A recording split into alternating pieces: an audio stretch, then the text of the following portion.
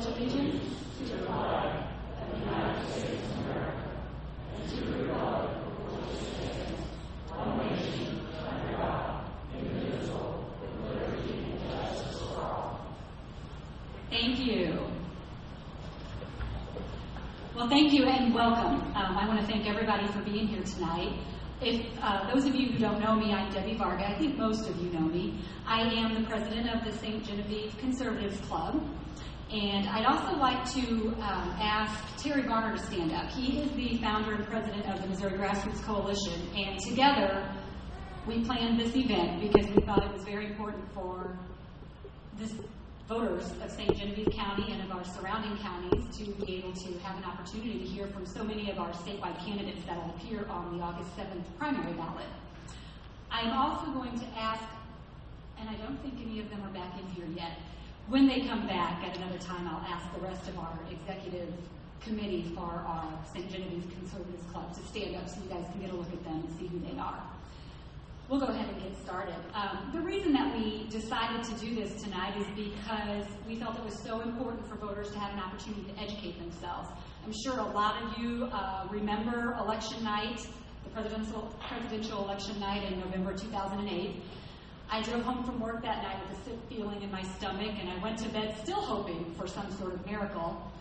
I never bought into Barack Obama's message of hope and change. The only change I really wanted that night was a change in the outcome of the election.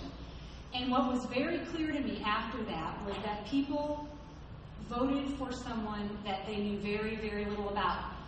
They listened to what the media told them and didn't do enough of an education of themselves on his past, his voting record, or his lack of a voting record, since he often voted president instead of actually making a decision. So it was very clear to me that people were not educating themselves. And I sent out a lot of emails before that election. A lot of you were on my email list, and you may have been then, and you can attest to that fact that I do send out emails on issues. But I sent a lot of emails out before that election because I had done my homework and I had reviewed what his past had been. And a lot of his positions that he took as state and U.S. Senator, I didn't agree with, and I felt people needed to know. But not everybody did that. Even a lot of people I knew, and people that I knew that were educated and smart and interested, they just didn't follow up like they needed to. That's why forums like this one are so important to the citizens. It's an opportunity to make sure that we're doing our job as the lucky citizens we are in the United States of America to be free to vote. Not everybody is free to vote. We just witnessed elections in Egypt for the first time. So it's very important, and I commend all of you for being here, and I'm going to give you a homework assignment. I'm not a teacher, but I am going to give you a homework assignment because tonight isn't where it ends. Tonight is where it begins. You're here tonight to hear from the selection of candidates that we have here. And then your job, your homework, is to go home and take the literature that's here, research them. If you don't have an answer that you need to follow up and look them up on the internet, look what their history is. Call their campaign offices and get answers. Don't just ask questions, get the answers you're looking for. That's your homework assignment, but then that's not even enough. After that, and you've made a decision of who you're going to support in these races, you need to talk to your friends and your family and your neighbors. Call their campaign offices. Find out how you can help. Because what you do can make a difference. And I know this because I'm going to share a personal experience with you. I did get permission to share this story. After the 2008 election, it was about a week later, I got a phone call from a friend of mine who was on my email list. And she told me that she had voted for Barack Obama. And that as soon as she had left the poll, she was filled with regret. She just felt that she had made a big mistake in the pit of her stomach. She had been getting the emails I had sent out, but for whatever reason, the week before the election, didn't open any of them. One of the emails I sent out the week before the election that she did not open before the election was one of his speeches that he gave in Pennsylvania, a campaign speech. Some of you might remember it. He was talking about abortion. And he said, and I'm going to quote here, "I've got 2 daughters, ages 9 and 6. First, I'm going to teach them values and morals. But if they make a mistake, I don't want them punished with a baby."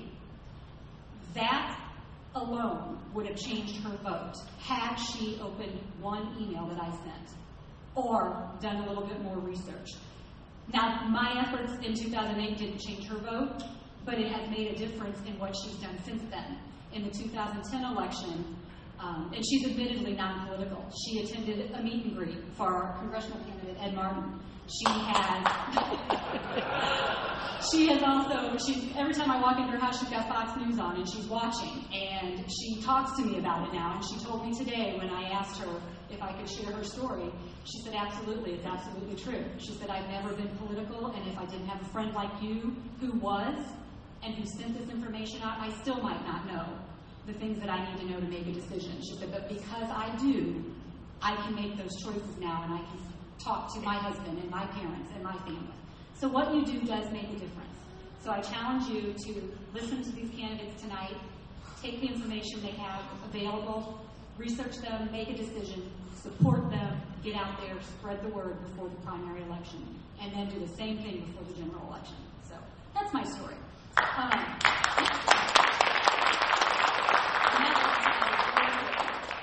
And we're going to go ahead and get started. First, I'd like to let me explain how we're going to do this. We're going to start at the bottom of what the ballot will look like in August for statewide candidates. On the bottom of the ballot is Attorney General, then Treasurer, then Secretary of State, Lieutenant Governor, and Governor. That's the order we're going to go in tonight, alphabetical by last name. So our first speaker is running for Attorney General. I think most of you know him, Ed Martin.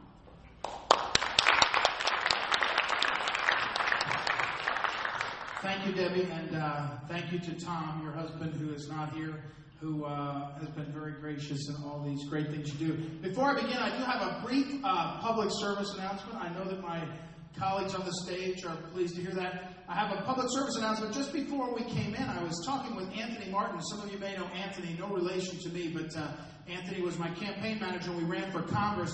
When we won the congressional race against Russ Carnahan, that's how I remember it. But we certainly won St. Genevieve and we won Jefferson County. But right before we came in, yes, that's worth clapping about. I agree. Right before we came in, Anthony and I were talking, and someone put their hand in my pocket. And before I could turn around, I thought for a second, the Democrats are meeting here too, or maybe the city council's in session or something. But this person said in a hoarse whisper, hold on to this for me. This is illegal. It's contraband. I'll come back and get it after, but don't let the feds know that you have it.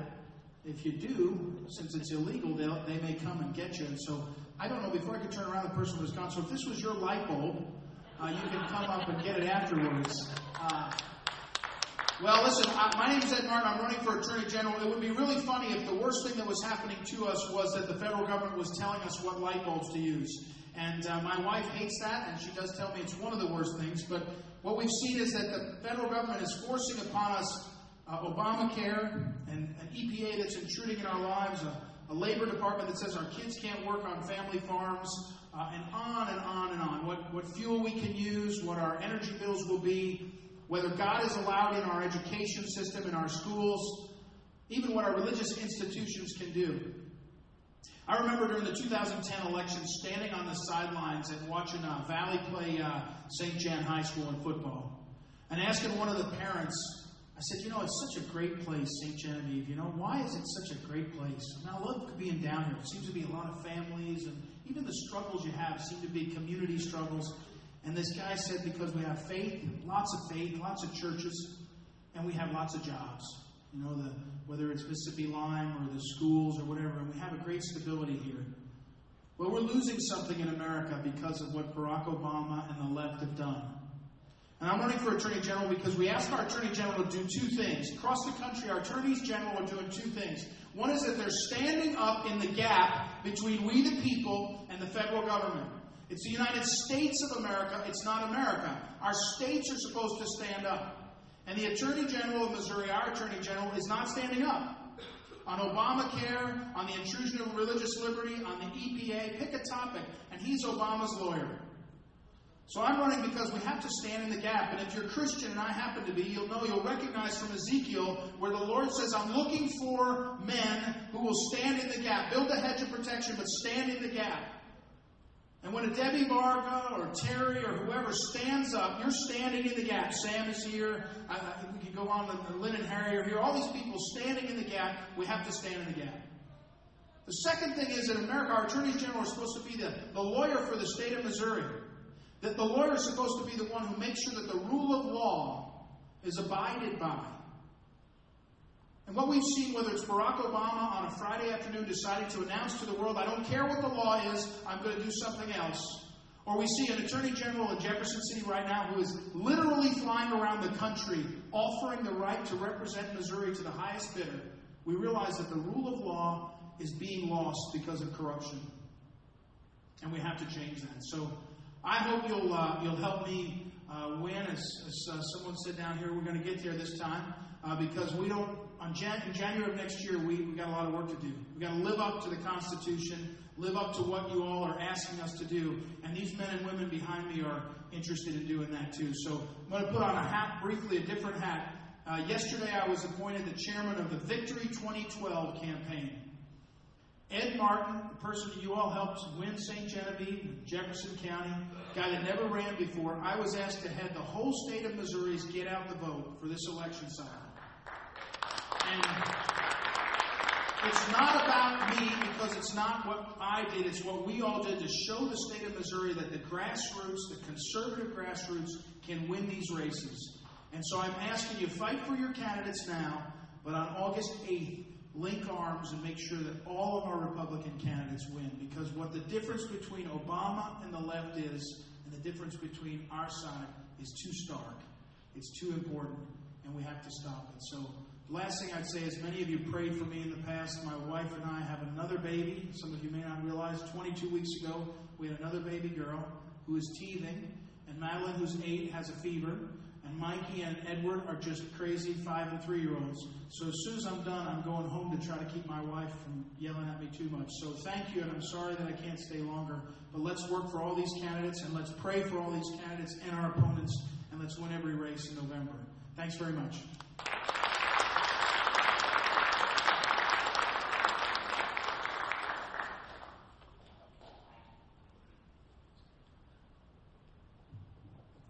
Thank you, Ed. Our next candidate is Adam Warren. He's driven all the way from Chillicothe, Missouri, which is, if you don't know, is across the state and north of Kansas City. So he's come a great distance to share his thoughts with us.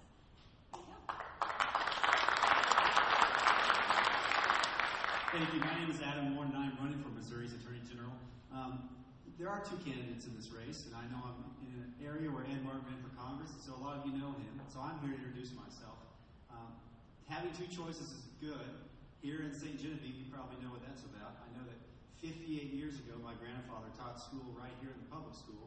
And he always said that whenever he made the football players mad, because he was a football coach, that they would just go across the street and see old Coach Kalashi over at the St. Genevieve private school. But choice is good for a party. And I got into this race basically because Chris Koster is hiding behind his prosecutor's badge. He's a county prosecutor, retired, now a 100% politician. But that's not how he's going to run this race. He's going to run it as a guy that cares about law and order. Well, if you're going to protect life, liberty, and property from the people who come to steal it from you, like the criminals of the county, you should protect it from the federal government as well.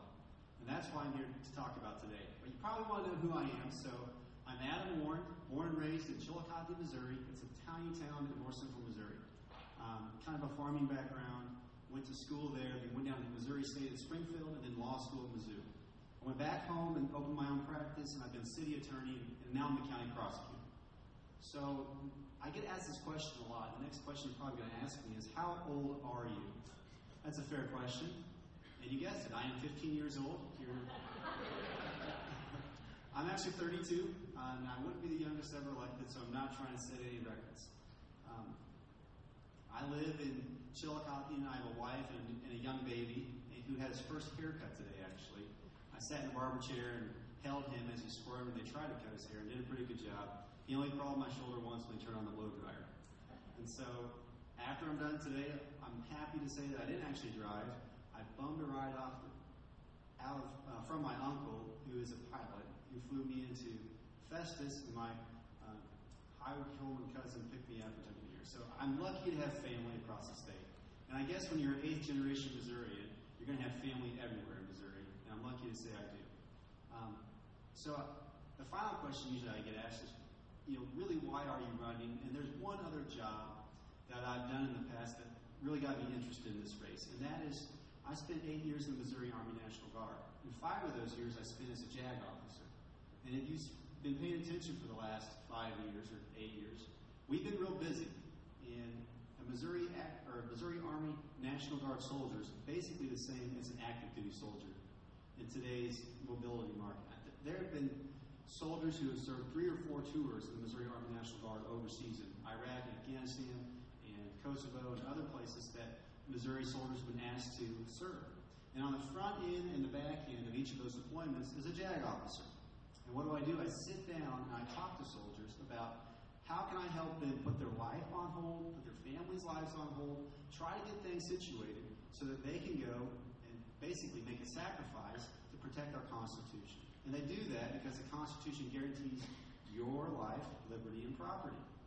Well, I'm not going to stand by while I watch the federal government deprive us of those rights by act when they're paid for and blood at the exact same time.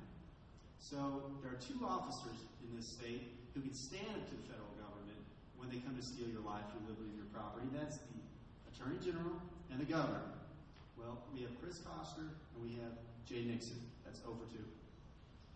I'm the county prosecutor. I can't go after Jay Nixon. I'm going to go after Chris Koster. And you've heard both Ed and I give a speech now. You've probably noticed something. We're not after each other. We're after Koster. So when August comes, and if you liked Ed better and you didn't like Adam, I'll be there to help Ed. And if the other, I've heard Ed say the exact same thing for the other way around. So I'm looking for your support. I'm looking for your support because I do believe that we can take prosecution off the table and talk about the Constitution, because that is the issue for this election cycle. And it's going to be the issue for the next 4 years. If Obama gets in again, he's going to skip Congress, he's going to skip the judiciary, it's going to be Obama versus the states. And we're going to need a strong Attorney General when that time comes. So I finally say, if you just have to have a prosecutor in the office, think about Adam Warren for Attorney General. Thank you very much.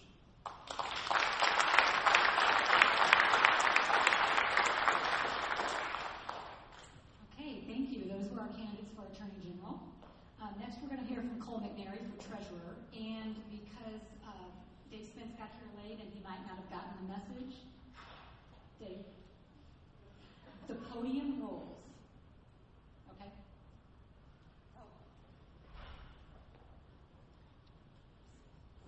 Try not to travel as I speak. Thank you, Debbie. And I wanted to say what a beautiful community you have. I haven't been to St. Genevieve in a long time, and it's just really lovely. My name's Cole McNary. I'm the Canfor State Treasurer. I think the most important thing that you should know about me is that I do not have a primary opponent, so we can be friends right away. Now, I want to thank you. It's a big part of my job to make life easy on you. I want to encourage everyone to get involved. Back in 1984, I dedicated an entire summer to working in a campaign. Now, it happened to be a campaign for my dad. His name is Gene McNary. I didn't really have a choice in the matter. But when I worked in that campaign, I eventually met the girl of my dreams. And we got married. We were married for 23 years, have 3 kids. And so if you work in my campaign, you will also find the girl of your dreams. All right. I might have exaggerated. If you already have a wife, there might be other opportunities for you. Really, you'll feel good about yourself. So I want you to get involved.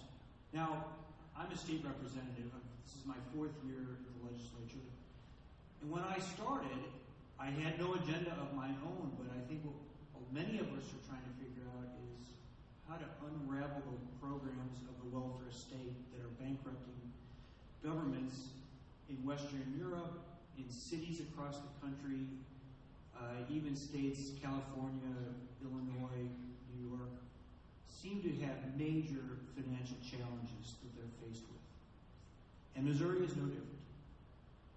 So, in the state legislature, I formed a committee with the help of the speaker called Downsizing State Government. And in that committee, we have set the course for eliminating statutes, eliminating regulations, creating a formal process whereby if there's a regulation that is unnecessary, it could be brought up and amended, or if not, rescinded completely. We've eliminated programs in this last legislative year. We've eliminated boards and commissions. I hope you see the trend that we're setting. And so this is pretty nerdy stuff, I realize. And I love it. But you might be wondering, what does this have to do with the Treasurer's Office? And basically, I think it has a lot to do with the Treasurer's Office. We're faced with some financial issues that are basically directing tax dollars to programs we cannot afford without the commensurate outcomes, and money that you expect to go to government services are not going to those services that we're expecting. So there are three things that I want to work on in the Treasurer's Office. One is long-term planning and budgeting, where the nature of government is that however much we collect in the form of taxes is that we spend every penny. But we know that there are going to be better times and not so good times, such as the one we're in right now. We need to be prudent. Secondly, we have issues of restructuring that we need to face. All organizations, for-profit companies, not-for-profit, charitable organizations, dance team, Little League, you name it, have to reorganize from time to time. Times change. Governments are not very good at reorganizing. We need to do it. We can provide better services at lower cost. But we need a statewide platform in order to do that. And thirdly, I think the whole Wisconsin situation has opened up a window into what we don't want to happen in Missouri. But public pensions are bankrupting governments, and it's something that we need to fix sooner than later. And the Treasurer's Office is the right place to deal with that issue. We intend to put together a plan, work with the legislature, pass it, and shore up these pensions so that people don't lose their benefits, and we could get a government that we could afford. That's the major point. We need a government that we can afford. So I want to encourage you all to get involved. I want you to get involved in my campaign. I want to point out somebody in the audience. Her name is Linda Rallo. She's with my campaign. She has bumper stickers, donor cards. You could find me on ColeMcNary.com. And if we work together, like we did in 2010, we're going to win. So I appreciate the opportunity to be here tonight. Thank you very much.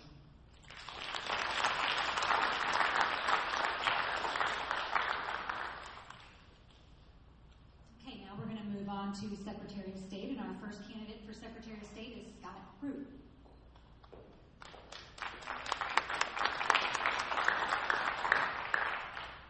Good evening. My name is Scott Root. I'm a state senator from St. Charles County, and I'm running for Secretary of State simply because my father taught me what it was to believe in the American dream. You see, when I was a young boy, he said, Scott, if you go out and you work hard enough, you can be anything you want to be in the United States. Now, I've sat back and I've watched Barack Obama try to change what the American dream is in the United States. Under his version, the only way to be successful is you have to take from someone else who already has success. That is not what my father taught me. That's not what I'm teaching to my 5 kids. So I was a good boy. I listened to my daddy. I went out, and right after I got out of Mizzou, I started 3 small businesses. And I found out that the front door to doing business in this state is the Secretary of State's office. If you want to open a business, expand a business, you have to go there first. And I've sat back and I've watched the mother of all regulations come down from the federal government called Obamacare. Now, we're Missourians. Some states have sat back and just said, oh my gosh, what are we going to do? Missouri's a show-me state, so what did we do? We passed Proposition C, the Healthcare Freedom Act. I was the state senator that passed that through the Senate, that got it on the ballot, so that we could have the first referendum in the United States to say no to those job-killing mandates. But it didn't stop there, because we found out that Governor Nixon was trying to create a health insurance exchange in secret. So we were having public hearings, listening to people in Jefferson City. Talk to us. What are your thoughts? What are your opinions? And across town, there's a quasi-governmental organization called the Missouri High Risk Pool that Governor Nixon had said, accept a $27 million grant from the federal government to create a health insurance exchange, which is the building blocks for Obamacare in the states. We found out this was going on. I had to pause the meeting. I sent the other senators who were with me across town so they could stop them from taking that vote. They violated a few speeding laws, but that was okay. They got there in time, and they were able to stop them from having that vote. So then they gave us their word. We're not going to do that. But I don't trust a liberal a lot. So I said, Governor Nixon, we don't trust you. So that's why this year in the Senate, I passed, and hopefully Governor Nixon is going to sign this bill that says you do not have the authority to create a health insurance exchange, the building blocks for Obamacare, in Missouri via executive order. Because what a lot of governors are doing when they can't get it through the Republican legislature, the governor is creating it on his own, going around the will of the people, and trying to build it himself. And we say, Governor, you cannot have that power. Now, you can have your own American dream if you have a job. It's hard to have a job when you have huge government killing mandates coming down, but it's also hard to have a job when you have illegal immigrants that are here taking jobs away from hard-working Missouri families. You know, we just saw how important illegal immigration law is. Back in 2008, I wrote all of Missouri's illegal immigration law and got it signed into law with Governor Matt Blunt. And especially after the ruling in Arizona, we have one of the most stringent laws in the country that is working, is constitutional. And I said that the chief enforcer of the illegal immigration laws in this state is the Secretary of State. Now, Robin Carnahan, she would enforce these laws, but trust us, when we're Secretary of State, we will. I firmly believe a Missouri job is for a Missouri family. Now, you can have your job, you can have your own American dream if you have an industry of which to work in. But we've sat back and we've watched Robin Carnahan through her unfair ballot language, because the Secretary of State governs all the elections besides doing business registration. We saw her through her unfair ballot language almost eliminate entire sections of the agriculture industry by writing ballot language to try to get people to vote a certain way. When we're Secretary of State, you're going to have fair ballot language. You're not going to have me cozying up to groups like ACORN and HSUS. You're going to know exactly what it is when you walk in and you vote. We're also going to have a photo voter ID in this state. You can't go to Blockbuster and rent a movie without showing your ID, but yet you can walk in and vote with a utility bill. Now imagine if you dropped your kids off at daycare and you said, 3 o'clock, their Uncle Tim's going to come pick them up. So all of a sudden, 3 o'clock rolls around, this man walks in and says, I'm here to pick up these 3 children. And so what do? They ask for an ID. And so that man says, well, here's my water bill. Would you feel comfortable enough releasing those children to that person? No, you'd want to see a photo ID. Our right to vote is one of the most sacred things that we have. That's why we need to protect against those that will perpetrate fraud. You know, what we're also going to do, we're going to need to clean up the voter rolls. There's counties in this state where there's more people on the voter rolls than the last census says even lives in the whole county. You know, our right to vote is something that is so sacred, we're going to make sure that we deliver that for the people. Now, I can guarantee one thing will happen. If you have a job, you might be able to reach your American dream. If you have an industry of which to work in, you might be able to reach your American dream. But I can guarantee you that no one in this room would have ever reached whatever dream they had unless one thing happened. And that was your mom and dad gave you the basic right to life. I am pro-life. It is a cornerstone of the value belief system that my father and mother instilled in me, that my wife and I are instilling into our 5 kids. I passed your legislation to stop your tax dollars from funding abortions through Obamacare. That's why Missouri Right to Life said I am the only candidate in this race that they are endorsed that will be an effective voice for the unborn in this state. Now, I think this race comes down to a couple things. Who has the experience and who gets the results? We don't want to just elect people to go up and fill a seat. They work for you, the taxpayers. They should go up and they should get results on the issues that are important to you. When you look at the track record, I've consistently gotten involved moving for the conservative agenda, whether it is fighting off Obamacare, whether it is protecting life, whether it is stopping illegal immigration, whether it's standing up for our children being tracked on the internet, and things of that nature. We have a track record of getting results for the conservative issues that we all believe in this room. When it comes to the experience side, I've owned 3 small businesses. I know the business registration.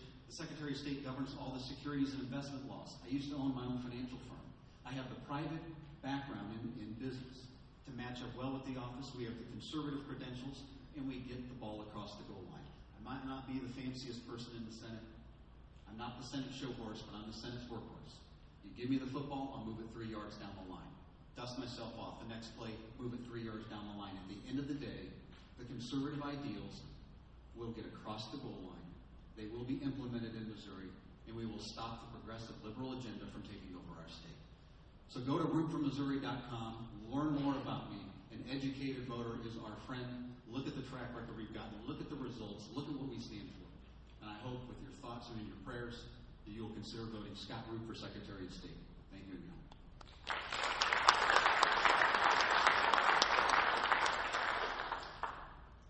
Thank you. And our next candidate for Secretary of State is Mr. Shane Scheller. It is an honor to be with you here tonight. And, as we think about this election, I've been telling folks, I don't think that the contrast could be more stark or more vivid between what the Republicans represent and what the Democrat Party represents, led by Barack Obama and Jay Nixon. I don't know about you, but we don't need candidates who are going to be business as usual. You need someone who's going to stand up and fight for you. And that's exactly why I'm running for this race. We decided the theme for our campaign is going to be defending what is sacred. Because for me as a dad, for my wife Betty and I, my oldest daughter Emma, our next daughter Dorothy, and our youngest boy Johnny, we will defend them because they are sacred to us. Our faith as Christians is sacred. We will defend that. But I think it is time that we stand together and we stand up and defend the integrity of every election in which you participate. And that's why I passed photo ID legislation this session and sent it over to the Senate. Unfortunately, they were not able to pass it in the Senate. But I don't know about you, it just makes plain common sense to have a simple idea like photo ID protect you. Because it is in counties like Reynolds County where they have 25% more people on the voter rolls than live in the county. You've had groups like Acorn who've been in the state of Missouri since the mid-'80s, in Kansas City, in St. Louis, continually imposing voter fraud. I worked for Secretary of State Matt Blunt during his first 2 years. I was there after the election of 2000. Do you remember what happened in the election of 2000 in the city of St. Louis? They held those polls open, disenfranchising every single voter that didn't live in that city. And I can guarantee you that there was fraud that occurred that night of the election. And had it not been for Florida, the state of Missouri would have been the center point. So Secretary of State Matt Blunt said, we're going to put together an election watch team. I was part of that team. We went in there and we watched what was happening in that city election for mayor. And guess what?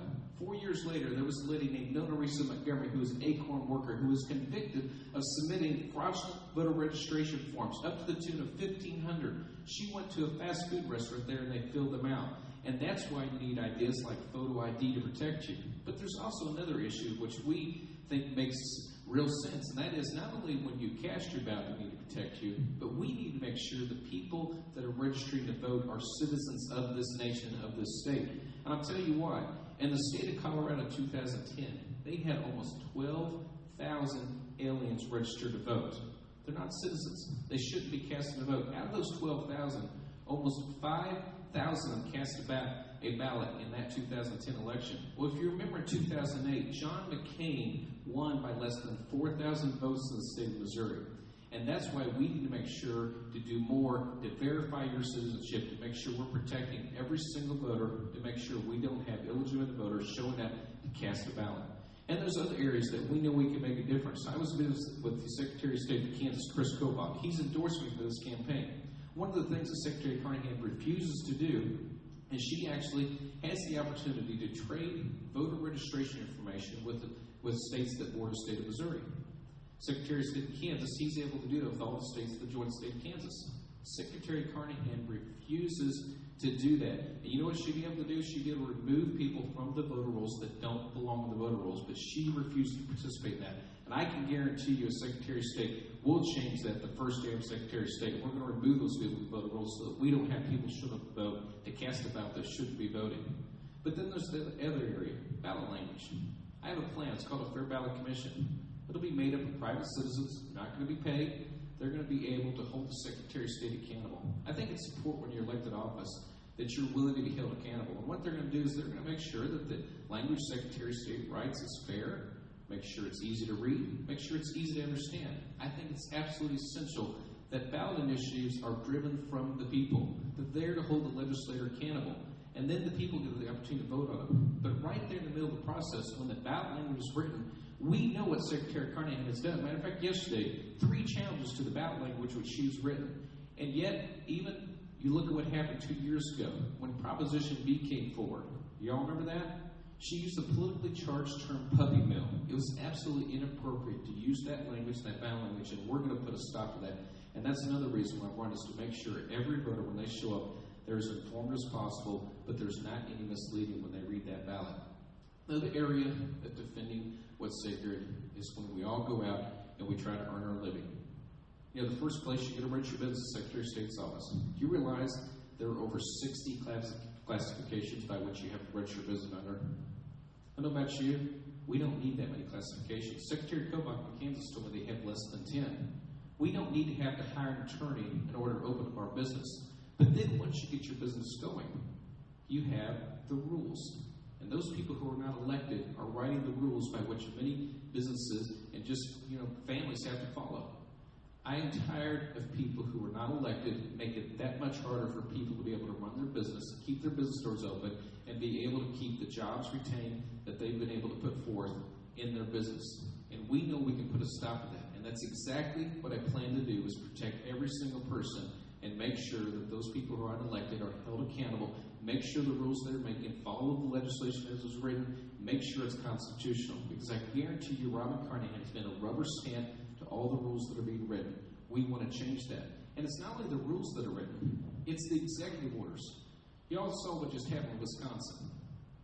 Thank goodness for the courage of Governor Scott Walker. I appreciate what he did. Well, when Secretary of State Matt Blunt was Secretary of State, Governor Bob Holden, with the sweep of a pen, tried to unionize every single state employee in the state of Missouri.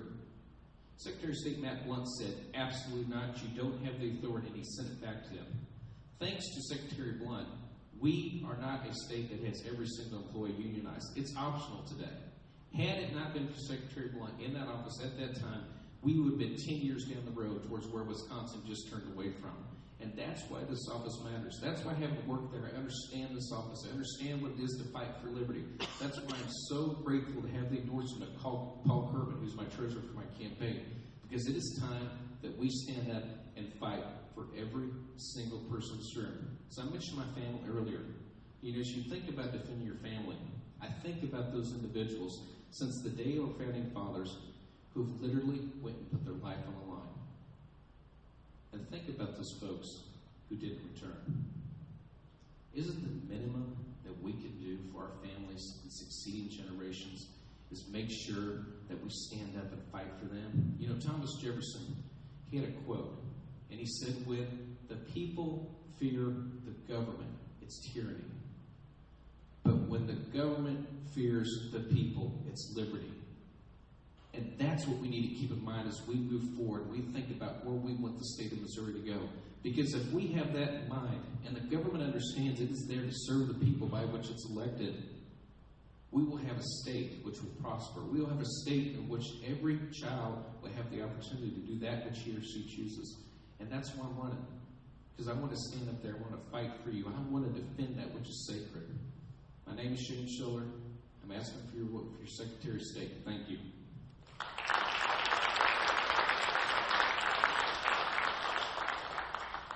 Now we're going to move on to Lieutenant Governor and Miss Cynthia Davis.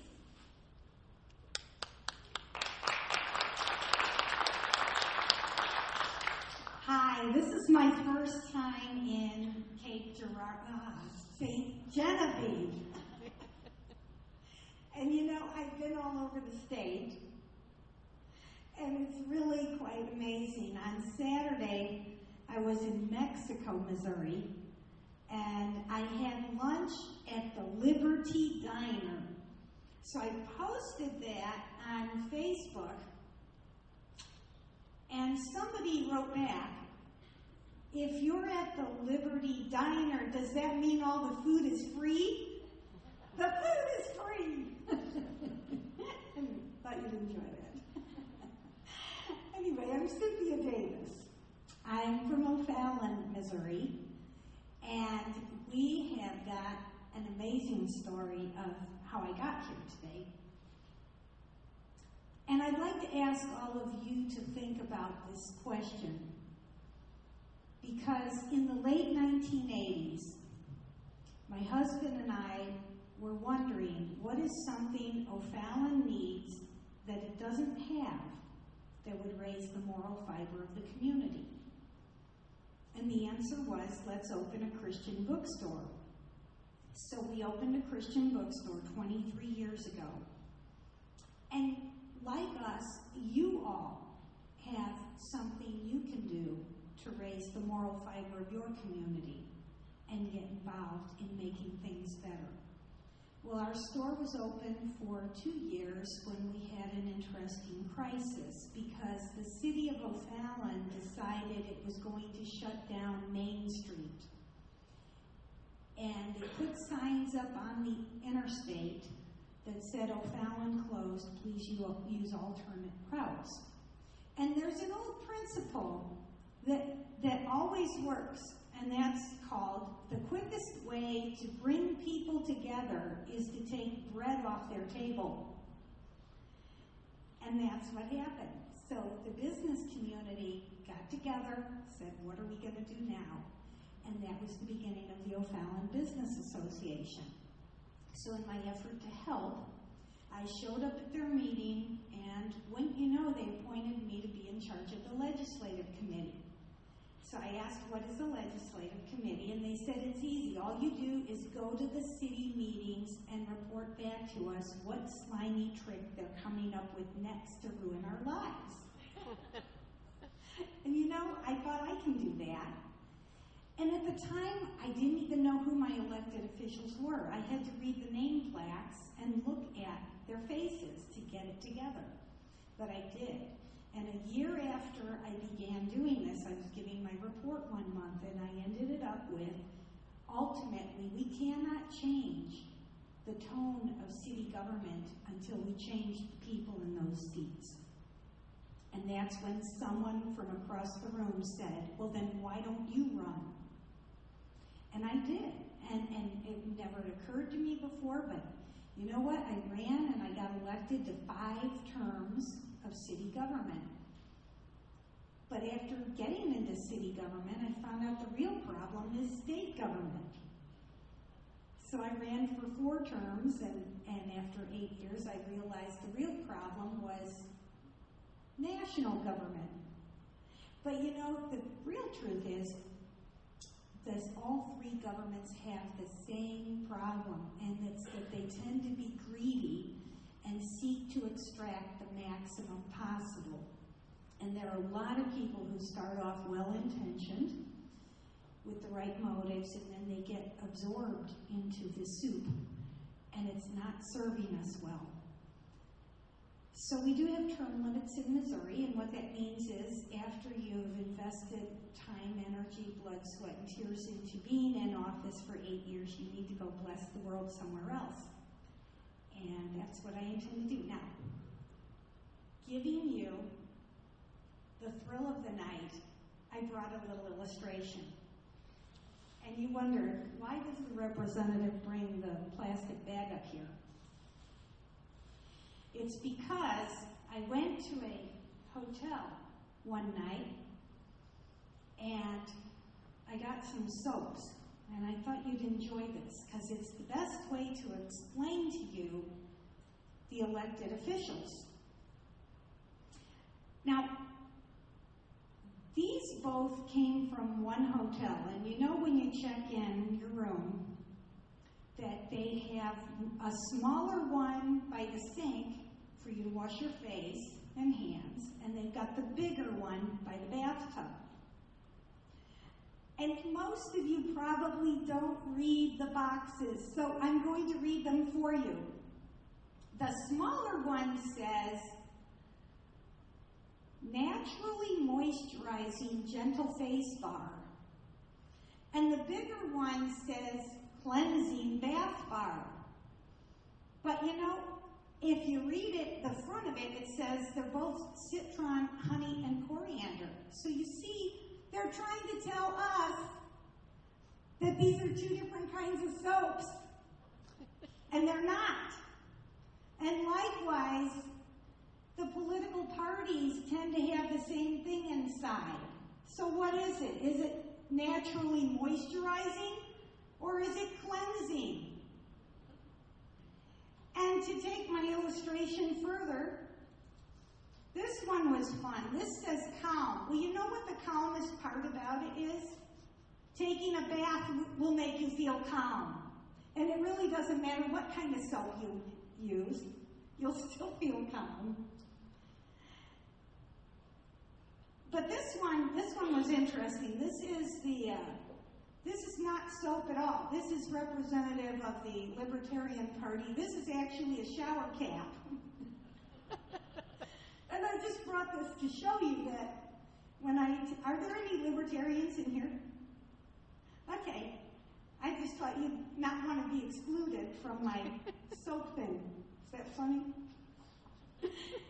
But when I do take a shower, I do like to wash my hair, so that kind of defeats the purpose.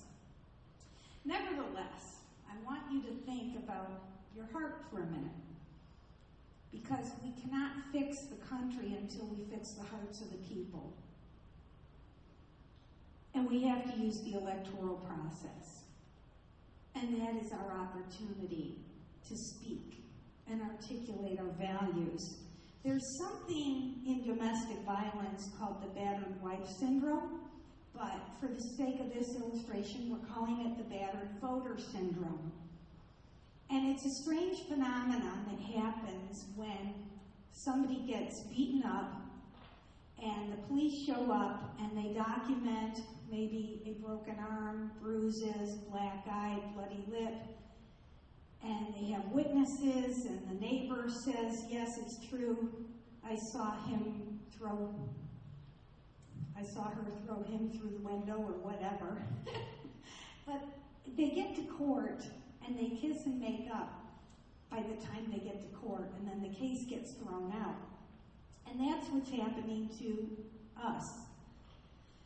We get told a bunch of malarkey during election time, vote for me, I'm the greatest thing. And then what happens that after people get into office, they bloat the budget and they grow government bigger and more intrusive. And it happens every year, whether it's the Republicans or the Democrats in control, the true conservatives are getting the shaft. And it's time to wake up and say, something's not right here. How many times are we going to accept him back and say, yeah, that's okay, I guess it didn't matter, 'twarn't nothing, and then we go ahead and vote for the same people who are defying us, and they don't have our values at heart. Because sometimes, and most of the time after people get elected, their first goal becomes getting re-elected. And folks, it's not serving us well. So, while I was in the Missouri State Legislature, I did win an award for being the most constitutional legislator, and that was very special because most of the legislators who get awards are people who dole out money to special interest groups. And if you want to dole out money, you do get a lot of awards. You'll get your trophies and plaques and all kinds of special perks. But if you're constitutional, then you usually don't even get noticed. So when there was a group that formed that created a way of measuring constitutional behavior, and they found that I had the best voting record of anyone in the state of Missouri, I thought that was pretty remarkable. And I also, in this race, am the only candidate who's been endorsed by Missouri Right to Life. And I also 2 times have won the Friend of Agriculture Award. Some people may not, in a urban area, understand why that's important, but it is, because agriculture is a big part of Missouri. So I need you to help me hold them accountable. And until we make a difference and have good people get elected, it will not teach anybody a lesson about how the system works. So I brought all of you a card tonight that you can take home with you. These are on my table. And this really sums up the essence of my campaign. Because in the War of 1812, it was the year 1814, and our nation had another crisis. And Dolly Madison is the woman whose picture is on here. And what made her special is she was in the White House. Her husband was the president. All she knew is they're at war. The enemy was outside. Her husband was gone. There was no way to communicate. She didn't know where to go or what to do. But left to her own self, she grabbed the Constitution, the Declaration of Independence, and an irreplaceable portrait of George Washington. And and the frame was too big for the cart, so she slashed it right off the frame, rolled up the canvas, put it in the cart, and left the White House with the gems of our nation. And within hours, the entire White House was burned to the ground. And it's in that same spirit I come to you tonight, asking you to consider what we can do to save the gems of our nation, because we're under attack. So I brought the picture as a reminder, and on the front of it I put the 4th verse of the Star-Spangled Banner, because we had to cover up her cleavage. Oh, thus be it ever when freemen shall stand between their loved home and the war's desolation. Blessed with victory and peace, may the heaven-rescued land praise the power that hath made and preserved us a nation. Then conquer we must, when our cause it is just. And this is our motto: in God is our trust. Thank you.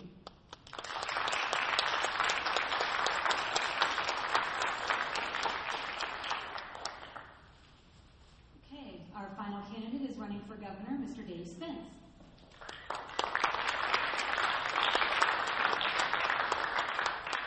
Hi, everyone. Thanks for having me here today. I will never look at soaps the same after that. That was great. Thank you. I'm Dave Spence. I'm running for governor, and I'm a little unusual in the fact that I've not held political office. I've been running a business and raising a family. Like a lot of you, you bury your head and hope you're voting for the right person.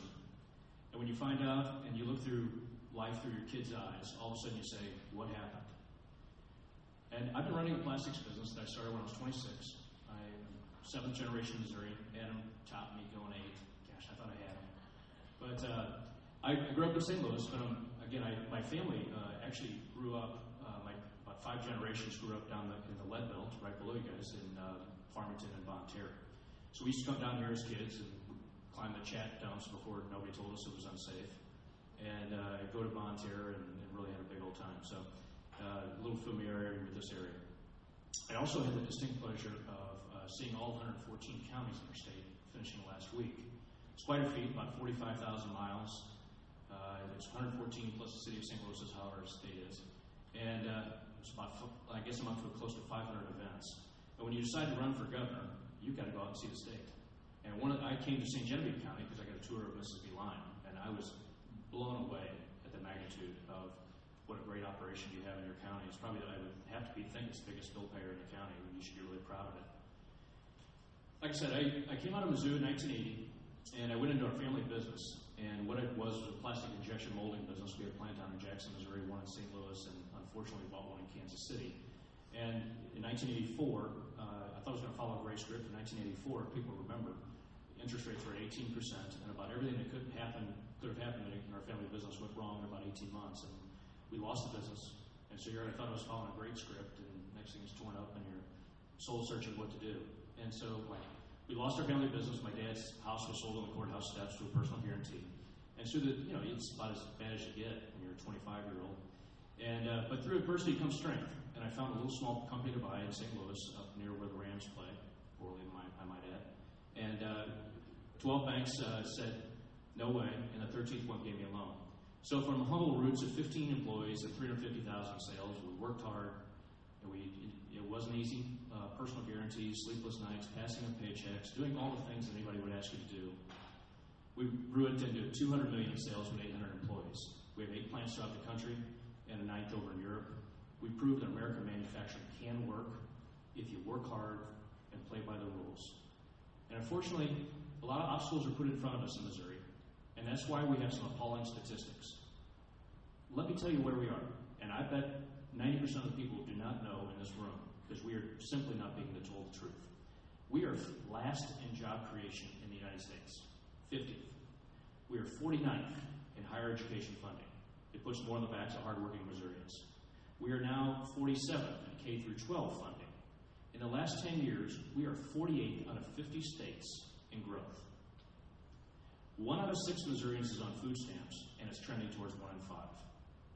And this is what our governor calls leadership. We took in over $4 billion in stimulus funds in our state. And that is the only reason we don't know it. We still owe the feds $563 million for everyone who's unemployed in our state. Every business is getting a bill in the next month for the interest on that. We are simply not being told the truth. Missouri has a once proud tradition. But I would tell you, as I looked at my 4 kids, kids 14 to 20, and yes, I had my hands full. My son just finished his sophomore year at University of Colorado. My daughter's going to Alabama. She was going to go to Mizzou until I decided to run for governor. It was a very smart move. A lot of eyes there. And I looked through their eyes and I said, they're not coming back. We simply don't have enough opportunities to fulfill the needs of our kids and grandkids. And so we can sit there and say, woe is us. Somebody needs to solve our problem. Or we can get people in office who are not career politicians, but are problem solvers and solve the problems in our state versus kicking the can down the road and hoping somebody else solves them. St. Louis and Kansas City schools, along with Riverview Gardens, are unaccredited. In this day and age, that is deplorable. You know what that is? Bad leadership. You know why we have these troubling statistics? Bad leadership. It's somebody looking for the next vote versus doing what's right for 5.9 million Missourians. And that's what I represent. I represent a fresh set of eyes, fresh energy, and a new way of doing business. Surround yourself with very good people who have the right intentions and the right ethics. And let's get Missouri going again. And I don't care if you have an R, a D, or an I behind your name. It is time to put our differences aside, act like adults, and get Missouri going again. Because this I'm right, you're wrong mentality that has infected our political system is taking us all down. I vow to be the hardest working governor in the city, or in the history of the state. You know, I'm proud not to be in a political background. I'm darn proud of what we achieved as a business. I'm darn proud of what I achieved as a family man. I've been endorsed by the Missouri Right to Life. I'm pro-Second Amendment. But I'm a common sense guy because too much of anything is a bad thing, and we're seeing the results in our state. Too far right, too far left, it's not working. We need to come together and act like adults and get Missouri going. I don't want to make this a second career. I've had great successes, but with great success comes great responsibility. And we have a responsibility to get Missouri going again. We have one wheel off the cliff. We don't want a second one. And if we elect Jay Nixon, who is sucking the life out of our state, he's taken over $2.2 million for personal injury attorneys and $2.2 million from labor unions. I'm not anti-labor. I'm pro-growth. And let's get going and let's start developing communication of all sides. And let's make Missouri proud again. I'm not going to sleep until we do. The 3 things that drove me that you need to be successful in business. You need passion. I certainly have a passion to do better for Missouri. I want to do it for your kids, your grandkids. I want to get everybody communicating. Hopefully you get a little bit of passion in how I'm speaking tonight. That's the way I live my life. You also have to have vision. What's your vision for the state? Well, my vision certainly isn't being 50th in this and 49th in this. That is accepting mediocrity. And it's time we said enough is enough. My vision is, let's turn Missouri from a laggard to a leader. And you know what that is? That's through leadership and listening to all sides, but doing what's right for 5.9 million Missourians. It's also electing good people like you see on the stage here tonight. That are there for the right reasons and don't have their hand out and can change their mind with the clearance of a check. It's working hard and representing everybody in Missouri. Multi-generational people that are losing their kids and grandkids to other states, to Austin, to Dallas, to Denver, because that's all the opportunities they have. We are simply not growing as a state. We're at 0% growth for the last 3 years. That is accepting mediocrity. And I, for one, am not going to sleep until we all get to work together to get Missouri proud again. Because my 7 generations and Adam's 8 generations, and I'm sure there's multi-generational Missourians, deserve better. And our kids and grandkids deserve better. This is our moment to take back our state from special interests. This is our moment to get Missouri going again. Don't sit on the sidelines and regret it 4 years from now. This is the time to elect leaders who want to make Missouri proud versus just having a check clear and go in their wallet. I'm Dave Spence, and I'm running for governor. I want to be the next governor of Missouri. Thank you.